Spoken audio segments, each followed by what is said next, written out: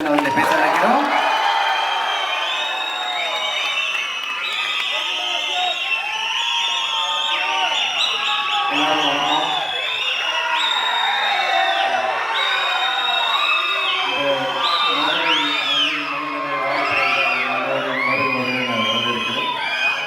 நன்றிப்பா. விடுதலைக்கு வந்து இதே மாதிரி ஆதரவு கொடுத்தீங்க. சூரியோட எல்லா படத்துக்கும் உங்களுடைய பேரன்பு அவன் மேலே பெருமழையாக பொழியட்டும். எனக்கு என்ன இதுப்பா, டைம் ஆச்சு, தேட்டருக்கு படம் பார்க்க வந்துடுவாங்க, சீக்கிரம் பேசணும். எல்லாரும் இங்கே கேட்ட பேச்சிலே வந்து அம்மா வடிவுக்கரசி அம்மாவோட பேச்சு தான் பிரமாதம். உங்களோட பேச்சு வந்து உங்கள் இயக்குனர் உங்களை எவ்வளோ சந்தோஷமாக வச்சுருந்தாரு, அந்த செட்டு எவ்வளோ அழகாக இருந்ததுன்னு சொல்லிச்சது. வெற்றி சார் சொல்லிட்டே இருந்தார், செந்தில்குமார் வந்து மனிதர்களை கையாளுவதில் மிகவும் வல்லவர், அன்பில் வந்து பார்த்துப்பாருன்னு சொன்னார். செந்தில் நம்மளும் ஒரு படம் பண்ணுவோம் சார், ரொம்ப எனக்கு உங்கள் எல்லாத்தாண்டி உங்கள் அது பக்கத்தில் உட்காந்து உங்களுடைய பெரிய மூத்த சகோதரனை போல ஒரு தகப்பன் சாதத்தில் உட்காந்து உங்களை ரசிச்சுட்டே இருந்தார். வெற்றி சார் வந்து குதிச்சுட்டே இருந்தார். அது மாதிரி எனக்கு உங்களை பற்றி முழுசாக தெரியாது, பட் ஆனால் கேட்கறதுக்கும் கடைசியில் வடிவுக்கரசியமாக பேசும்போது அவங்க எவ்வளோ கம்ஃபர்டபுளாக எவ்வளோ சந்தோஷம் ரசிச்சிருக்காங்க, எவ்வளோ விஷயத்தை அப்சர்வ் பண்ணியிருக்காங்க தெரிஞ்சு ரொம்ப நல்லா இருந்தது, சந்தோஷமாக இருந்தது. ஸோ உங்களுக்கு முதல்ல வாழ்த்துக்கள். அப்புறம் யாராவது ஒருத்தர் ஜெயிச்சிருந்தாங்கன்னா அவங்களோட ஆரம்ப கட்டம் வரைக்கும் தான் நமக்கு மோட்டிவேஷன், ஓகே இங்கேருந்து வந்துடுவாங்க. நான் சூரி மாதிரி ஒரு ஆள் வந்து முதல்ல சினிமாவில் என்ட்ரி ஆகி இப்படி வந்தது ஒரு பெரிய சாதனையாக இருந்தாலும் இவ்வளோ நாள் இருந்த அந்த ஸ்பேஸில் வந்து ஜென்ரலாக வந்து என்னுடைய அனுபவத்தில் நான் ஒரு விஷயத்தை எப்படி அப்ரோச் பண்ணுவேன் அந்த ஆங்கிள்லேருந்து பார்த்து சொல்லும்போது, இவ்வளோ நாள் காமெடியனாக இருந்து ஒரு சீன் கொடுத்தும்போது ஒரு சீன் வந்து நம்ம என்ன பெர்ஸ்பெக்டிவில் அதை எப்படி அப்ரோச் பண்ண போகிறோம், எப்படி ரீச் பண்ண போகிறோம், அதோட ஏற்ற இறக்கம் எங்கே இருக்குதுன்னு ஒரு சீன் அனலைஸ் பண்ணி அப்புறம் டேரக்டரோட பேசி அதை பண்ணுறதுங்கிறது ஒருத்தருக்கு ஒரு டெக்னிக் இருக்கும். சூரியோட ஒர்க் பண்ண வரைக்கும் என்னென்னா நான் வந்து ரொம்ப கம்மியாக தான் ஒர்க் பண்ணிக்கிறேன், ஒரு 2-3 படம் பண்ணிக்க மாட்டேன், அவ்வளோதான் இருக்கும். ஆனால் ஒரு சீனுக்குள்ள இந்த காமெடியை மட்டும் தேடின ஒரு மூளை வந்து ஒரு ஸ்டேஜுக்கு அப்புறம் இத்தனை வருஷம் ப்ராக்டிஸ் பண்ணிட்டு அதை எப்படி ஒரு ப்ரொட்டகனிஸ்டாக கதையின் நாயகனை வந்து அதை ப்ரெசென்ட் பண்ண போகிறோங்கிறத யோசிக்கிறது பெரும் கஷ்டம். அது நான் ரொம்ப நாளாக ஒரே ஃபார்மில் யோசிச்சுட்டு அது உடச்சி இன்னொரு ஃபார்ம் உடைக்கிறதுங்கிறது. விடுதலைக்கு அப்புறம் அவனுக்கு கருடனை கூட ஒரு படம் வரதும் அது சிவாவோட ப்ரொடக்ஷன் இவன் வினோதோட படம் அது வரதும் அவனை அடுத்தடுத்து ஹீரோவை பொசிஷன் பண்ணுறதுல அவன் வாழ்க்கை நடக்கிற இந்த படத்தோட இந்த ட்ரெயிலரோட முதல் வசனத்தை போல் இயற்கையும் அந்த கடவுளும் அவனுக்கு வந்து சிறப்பாக அவனுக்கு வரம் கொடுத்து ஆசீர்வதிச்சுக்கான நம்புகிறேன். அவனோட அடுத்தடுத்த படங்களும் அவன் மேலே ஒரு நல்ல ஒரு எதிர்பார்ப்பை ஏற்படுத்துது. அவனை ஹீரோவை மோல்டு பண்ணுறதுக்கும் அது ரொம்ப அழகாக வடிவமைக்குதுன்னு நான் அதை பார்க்குறேன். அதை பார்த்து ரொம்ப ரசிக்கிறேன் நான். நம்ம ஊர் மூஞ்சி ரொம்ப அழகான சிறந்த கருப்பான அழகாக நீ வாழ்க வளர்க நல்லா இருப்ப. நீ இங்கே வந்தது அத்தனை பேருக்கும் நன்றி. அடுத்த முறை மதுரை மட்டும் இல்லாமல் அகில உலக அப்படி தான் போட்டு நிறையா ஊரில் அவனுக்கு வேலை வர பஸ்ஸு 1-2 இல்லாமல் இன்னும் அதே பஸ்ஸில் ஆள் வைப்போம். வாழ்க, நன்றி, நன்றி,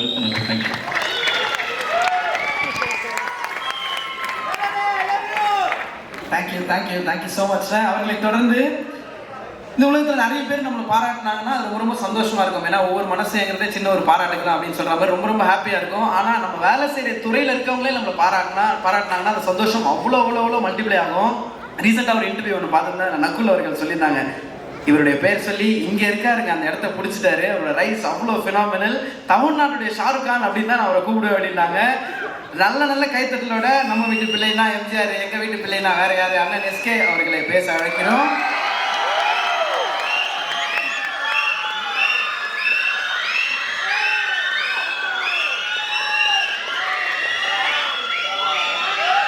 மேடையில் இருக்க பெரியவங்க, நண்பர்கள் எல்லாருக்கும் வணக்கம். வந்திருக்க பத்திரிகை, தொலைக்காட்சி, இணையதள நண்பர்கள், ஃபோட்டோகிராஃபர்ஸ், கேமராமேன் எல்லாருக்கும் வணக்கம். அண்ட் சூரியனனுடைய ரசிகர்கள் எல்லாருக்கும் என்னுடைய வணக்கம். ஃபஸ்ட்டு கொஞ்சம் நேரம் லேட்டாக வந்துட்டேன், அதுக்கு ஃபஸ்ட்டு சாரி. எங்கேருந்து ஆரம்பிக்கணும்னு தெரியல. ஏன்னா இந்த படத்தில் எனக்கு பிடிச்சவங்க நெருக்கமானவங்க நிறைய பேர் இருக்கிறாங்க. நான் முதல்ல இந்த படத்துடைய ட்ரெய்லர் பற்றி சொல்லிடுறேன். ஒரு சாலிட் ஆக்ஷன் ஃபிலிமுக்கான எல்லாமே இருக்கிற ஒரு ட்ரெய்லராக இருந்துச்சு அது. இந்த படம் இதையே தான் டெலிவர் பண்ணோம் அப்படின்னு நான் நம்புகிறேன். அண்ட் துரை செந்தில் அண்ணன், என்னுடைய எதிர்நீச்சல் காக்கி சட்டை படத்தின் இயக்குனர், அவர் ஸ்பாட்டில் எல்லாரும் சொன்னது அப்படிதான், எப்போவுமே சிரிச்சுட்டே அந்த ஸ்மைலோடே தான் இருப்பார். திட்டணும்னா கூட அதிகபட்சம் சிரிச்சுட்டே ஏன் இப்படி பண்ணீங்க அப்படின்னு கேட்பாரு. தப்பு பண்ணவனுக்கே ஒரு டவுட்டாக இருக்கும், இருந்தாலும் நம்மளை கலாய்க்கிறாரா இல்லை திட்ட தான் செய்கிறாரா என்ன அப்படின்னு சொல்லி. அவ்வளோ ஒரு ஸ்வீட்டான மனிதர். ஸோ அவர் இந்த படம் ஒரு பெர்ஃபெக்டான டைட்டிலோட ஒரு அருமையான ஒரு களத்தோடு வருது. அவருக்கு இன்னும் ஒரு வெற்றி படமாக இந்த படம் இருக்கட்டும். ஏன்னா அவர் என்னை முதல் முறை மீட் பண்ணி அவர் எனக்கான கதை சொல்லும்போதே நான் என்ன நினச்சேன்னு தெரியல, என்கிட்ட இருந்த ஒரு கதையை சொன்னேன். நான் முன்னாடி அசிஸ்டன்ட் டைரக்டராக ஒர்க் பண்ணதுனால அந்த டைமில் இருக்கல. ஸோ எப்போ அவர் எனக்கு கதை சொல்ல வந்தாலும் நான் ஒரு கதையை அவர்கிட்ட சொல்லுவேன். இப்படி தான் எங்களோட ரிலேஷன். அது ஏன் அவர்கிட்ட மட்டும்தான் நான் வேறு யார்ட்டையும் அப்படி சொல்லியிருக்கேனான்றது தெரியல. அவ்வளோ ஒரு கம்ஃபர்ட் இருக்கும். வடிவுகர் சேமா சொன்ன மாதிரி எப்போவுமே எல்லாரையுமே சந்தோஷமாக கரெக்டாக அவங்கவுங்கள வச்சுக்கிறதுல அவர் அடிச்சிக்கவே முடியாதுன்னு நினைக்கிறேன். எனக்கு அவரோட ஒர்க் பண்ணது ஒரு நல்ல அனுபவம். இந்த வெற்றி இன்னும் அவர் அடுத்த கட்டத்துக்கு கொண்டு போட்டோம். வாழ்த்துக்கள்ண்ணே. அண்ட் குமார்ண்ணே, அவர் வருத்தப்பட வாலிபர் சங்கம்ல எனக்கு பழக்கம். அப்போ அவர் ஒர்க் பண்ணார், ப்ரொடக்ஷன் எக்ஸிக்யூட்டிவாக ஒர்க் பண்ணார். விட மாட்டார், எல்லாரையும் ட்ரில்லு வாங்குவார், சீக்கிரம் வேலையை முடிக்கணும், டைம் வேஸ்ட் பண்ண விட மாட்டார், காசு வேஸ்ட் பண்ண விட மாட்டார். ஸோ வேற ஒருத்தர் காசு போட்டாலே அப்படி இருக்கிற ஒருத்தர் அவர் காசு போட்டால் எப்படி இருப்பாருன்னு நீங்கள் நினச்சிக்கோங்க.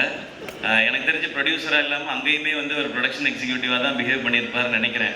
ஏன்னா யாராவது டப்புன்னு சம்பளம் கேட்டுருவாங்களோ அப்படின்றதுனால சீக்கிரம் முடிக்கலையா அப்படின்னு அந்த கோபமான ஒரு ஃபேஸ் ஒன்று வச்சுப்பார். அண்ட் நான் அவரை நிறைய டைம் பார்த்துருக்கேன். சூரியனை இறக்கி விட்டு போவார் அவர் வீட்டுக்கிட்ட. நான் இங்கேருந்து அப்படியே நடந்தே போய்க்கிறேன் அப்படின்வாரு. சரி, வீடு ஏதோ குட்டியாக இருக்கும் போல் நம்மலாம் வர்றதுக்காக யோசிக்கிறாரு அப்படின்னு பார்த்தா அப்புறம் தான் சொல்லி, தம்பி தம்பி தம்பி ஏகப்பட்டது வச்சுருக்கேன் தம்பி, சண்டால 4-5 வீடு வச்சுருக்கேன், நம்மள்கிட்ட சொல்ல மாட்டேன் அப்படின்ட்டு.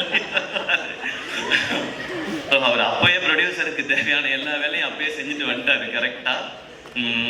இந்த படம் அவருக்கு இன்னும் நிறைய லாபத்தை கொடுக்கட்டும். ஏன்னா ப்ரொடியூசருக்கு இன்னைக்கு தேவை அதுதான். ஏன்னா அது கொடுத்தா நிச்சயமா அவர் இன்னும் நிறைய படங்கள் பண்ணுவார். அண்ட் சூரியனை வச்சு இன்னும் நிறைய படங்கள் அது பண்ணிதான் ஆகணும், வேறு வழி கிடையாது. இவரும் அவருக்கு பண்ணிதான் ஆகணும், அவரே இவருக்கு பண்ணிதான் ஆகணும். ஸோ இந்த படம் இன்னும் பெரிய வெற்றி அடையட்டும். அண்ட் இதை டிஸ்ட்ரிபியூட் பண்ணுற 5 ஸ்டார் செந்தில் சார், உங்களுக்கும் வாழ்த்துக்கள் சார். இந்த படமும் உங்களுக்கு வெற்றி படமாக அமையட்டும் சார், வாழ்த்துக்கள்.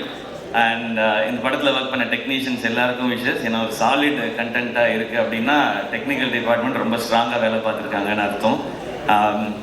அண்ட் இப்போ நான் சூரியனை பற்றி பேசிடுறேன். சூரியனை உண்மையிலே அண்ணன் தான். நான் ஜென்ரலாக இப்போ நான் திருச்சி பக்கத்துலேருந்து வந்ததுனால என்னை விட கொஞ்சம் வயசு மூத்தவங்களை பார்த்தா நான் அண்ணன் பேசி பழக்கம். எனக்கு அது சேனலில் இருக்கும்பொழுதுமே அப்படி தான், எல்லாரையும் அண்ணன் தான் கூப்பிடுவேன். அது ஒரு மரியாதை, இந்த ரெஸ்பெக்டுக்காக. பட் சூரியன் எப்போவுமே ஆத்மார்த்தமாக நான் அண்ணன் தான் கூப்பிடுவேன். அவரும் என்ன ஆத்மார்த்தமாக தம்பின்னு தான் கூப்பிடுவார். இது சினிமா நட்பு அதெல்லாம் தாண்டின ஒன்று, அது எல்லாருக்குமே தெரிஞ்சது. அதை நான் தனியாக சொல்ல தேவையில்லை. சூரியண்ணனுக்கு முதல்ல அவரை கதையின் நாயகனா நீங்கள் நடிக்கலான்னு சொல்லி அவர் ஃபஸ்ட்டு கதை சொன்னது நான் தான். அவருக்கு ஞாபகம் இருக்கான்னு தெரியல. ஏன்னா இப்போ பெரிய பெரிய டைரக்டர்ஸோட ஒர்க் பண்ணுறாரு. ஸோ அப்போ புதுசாக கதை சொன்னவங்களை ஞாபகம் வச்சுருப்பாரான்னு தெரியல. சீமராஜா ஷூட்டிங் அப்போது ஒரு டைம் கேப் இருந்தது. நீங்கள் ஏன்னா லீடாக தம்பி சும்மா என்ன மாதிரி பேசிட்டு போகக்கூடாது, நான் பாட்டுக்கு ஒரு வண்டியை ஓட்டிக்கிட்டு இருக்கேன், குட்டிப்பிடியன் குத்தி அப்படின்னு தான் சொன்னார் ஃபர்ஸ்ட். இல்லைண்ணே இந்த மாதிரி ஒரு கதை பண்ணுங்கண்ணே, ஒரு கதையில் ஒரு அழகான கேரக்டராக எடுத்து நீங்கள் பிரதானமாக வர மாதிரி பண்ணுங்கன்னு ஒரு கதை சொன்னேன். அப்போல்லாம் தம்பி சும்மா தம்பி நமக்கு ஏதோ ஒன்று போயிட்டுருக்கு தம்பின்னு சொல்லிக்கிட்டே இருந்தவர் ஒரு நாள் சைலண்ட்டாக வந்தார். தம்பி ஒன்று நடந்துச்சு தம்பி, உங்கள்கிட்ட சொல்லணும் தம்பி சொன்னார். என்னண்ணே நான் ஏதோ பிரச்சனை போல அப்படின்னாங்க. சரி நேரில் வாங்கினேன்னா, தம்பி அதான் தம்பி வெற்றி என்ன கூப்பிட்டாரு தம்பி. நானே சூப்பர்ண்ணே, என்னண்ணே என்ன படம்னே அதான் தம்பி நம்மளை ஒரு இதாக வச்சு அப்படி ஒரு படம். அண்ணா என்னண்ணே சொல்கிறீங்க சூப்பர்ண்ணே அப்படின்னு. தம்பி நமக்கு தான் கொஞ்சம் பதட்டமாக இருக்குது தம்பி, அண்ணன் சூப்பர். ஆனால் எப்படி தம்பினாரு, அண்ணன் கண்ணை மூடிக்கு போய் அவர் சொல்கிறத கேட்டு நடிச்சுட்டு வந்துருங்கண்ணே, உங்களோட டைமென்ஷனே மாற்றிடுவார் தம்பி. அவர் அந்த படம் பண்ணிடுவோம் தம்பி, அதுக்கப்புறம் என்ன செய்யறது தம்பி, யார் கூப்பிடாம அப்படிலாம் இல்லைண்ணே, நீங்கள் ஃபஸ்ட்டு போங்கண்ணே, உங்களுக்குள்ளே இருக்க டேலண்ட்டை அவர் வெளியில் கொண்டு வந்துருவாருண்ணே. அதை பார்க்கும் பொழுது இங்கே எல்லாருக்கும் தேவைண்ணே.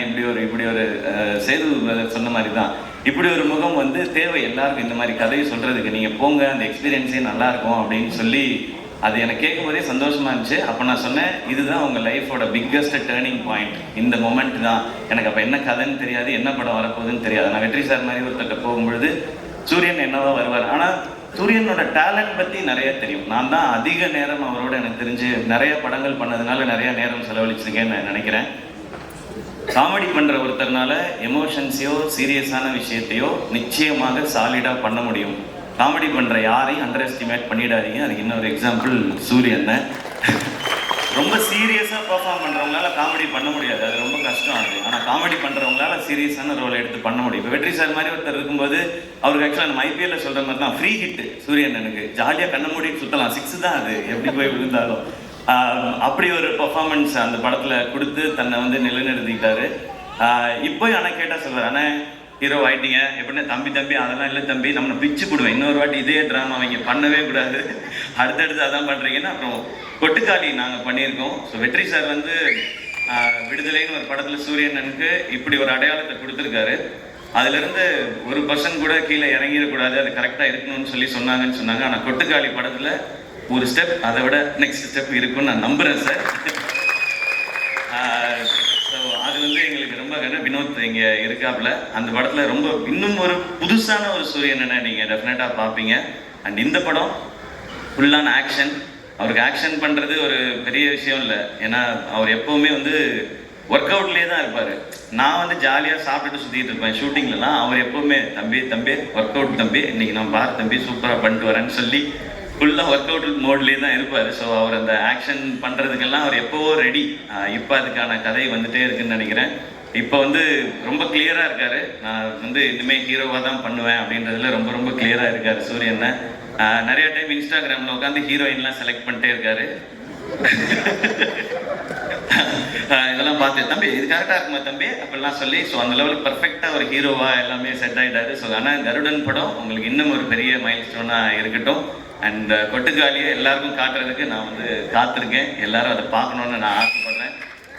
சீக்கிரம் கொண்டு வந்து முக்கியமாக வெற்றி சார்கிட்ட ஃபர்ஸ்ட் காட்டணும். ஏன்னா கொட்டுக்காளி படம் பற்றி எல்லாம் தெரியறதுக்கு முன்னாடியே வெற்றி சார் வந்து எல்லாத்தையுமே இந்த படம் ரொம்ப ரொம்ப ஸ்பெஷல் ஃபிலிமாக இருக்கும்னு சொல்லி டைரக்டரை வந்து பயங்கரமாக அப்ரிஷியேட் பண்ணி சொன்னாங்க. ஸோ உங்கள்கிட்ட காட்டுறதுக்காக வெயிட் பண்ணிட்டு இருக்கோம் சார்.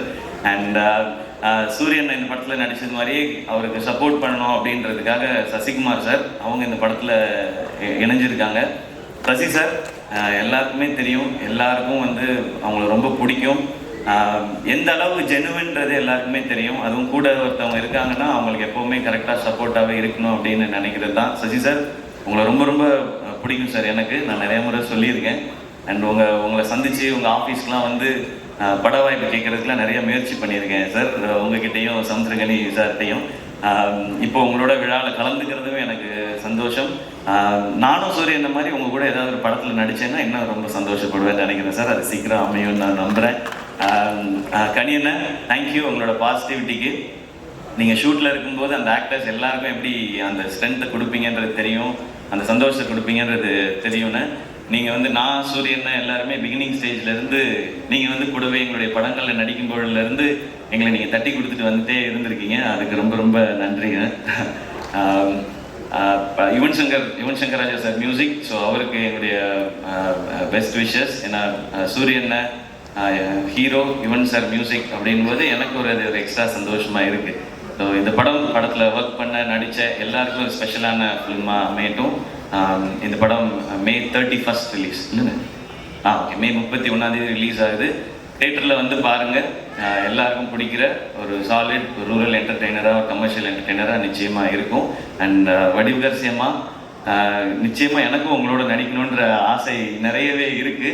ஆனால் அது ஏதோ சின்னதாக பண்ணிடக்கூடாது. இது நான் மேடைக்காக சொல்லவே இல்லை. நான் லாஸ்ட் டைம் உங்கள்கிட்ட ஃபோனில் பேசும்போது சொன்னது தான். உங்களோட இன்டர்வியூ பார்த்துட்டு இப்போ நீங்கள் இவ்வளோ சொன்னதுக்கு அப்புறம் ஒரு ரோல் அது இருக்குன்னா அது உண்மையிலே அது ஸ்பெஷலாக இருந்து உங்களை கூப்பிட்டு அது கொடுத்தா தான் உங்களுக்கும் உங்களுடைய எக்ஸ்பீரியன்ஸுக்கும் உங்களுடைய டேலண்ட்டுக்கும் நாங்கள் கொடுக்குற ரெஸ்பெக்டாக இருக்கும்னு நான் நினைக்கிறேன். ஆல்வேஸ் லவ் யூ மா ஃபார் யுவர் ஜெனுவினிட்டி. நீங்கள் இவ்வளோ பெரிய எக்ஸ்பீரியன்ஸில் இருந்துட்டு இந்த பசங்களாம் சின்ன பசங்க தானே அப்படிலாம் யோசிக்காமல் நீங்கள் அவ்வளோ அன்பாக இருக்கீங்க.